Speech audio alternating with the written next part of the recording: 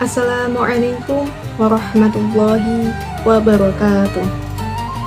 Perkenalkan, saya Putri Ahlan Sasabila dari kelas A1 Manajemen Dakwah. Di sini saya akan membuat vlog penelitian atau observasi mengenai sejarah Islam di Kota Kudus, lebih tepatnya berada di Menara Kudus atau Makom Syekh Ja'far Shadiq atau biasa dikenal dengan Sunan Kudus. Pada video kali ini, saya mengusung tema Sunan Kudus, sang penyebar Islam yang menyatukan iman dan toleransi.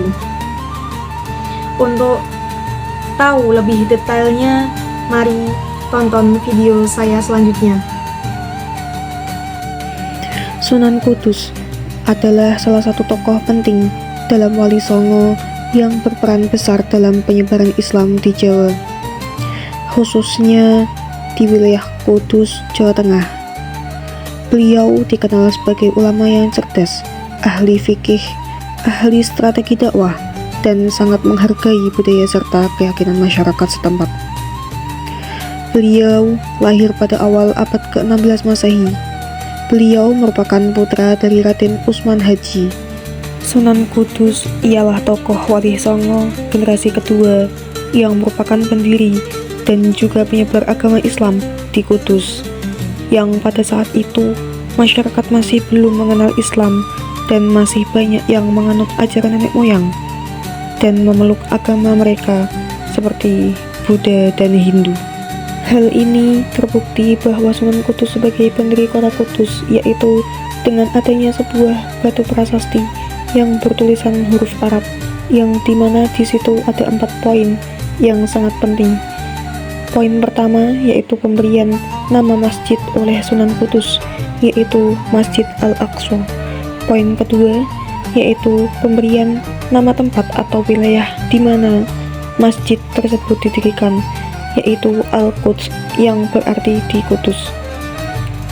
Poin ketiga yakni tanggal pendiriannya, yaitu tanggal 19 Rajab tahun 956 Hijriah atau bertepatan dengan tanggal 23 Agustus 1549. Pendirinya adalah Syekh Ja'far Shadiq atau yang lebih dikenal dengan Sunan Kudus.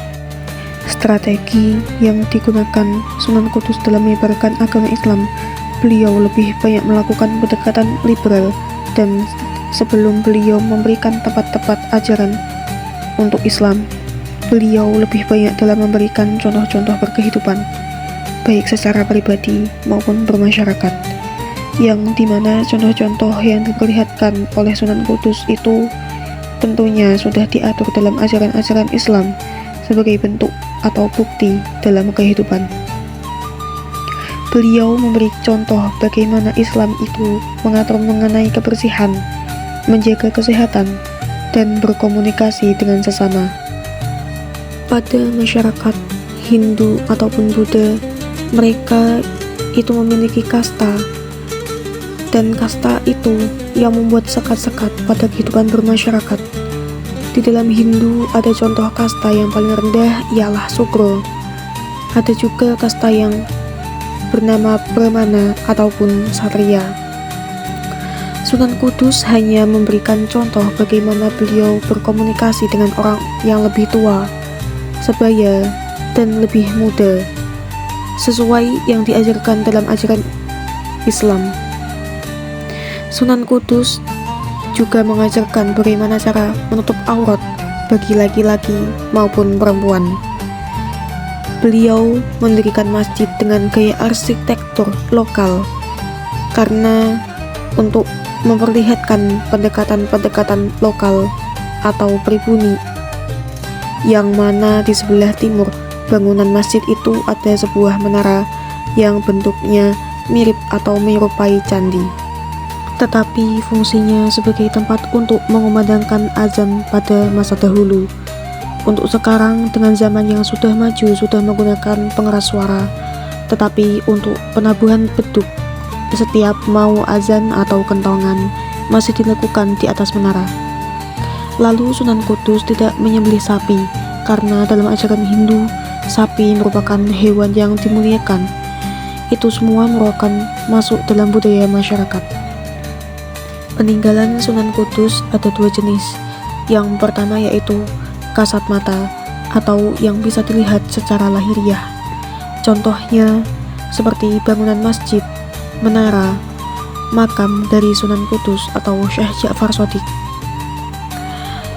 Lalu yang kedua yaitu peninggalan yang tak kasat mata seperti ajaran-ajaran yang diajarkan oleh Sunan Kudus pada masa dahulu.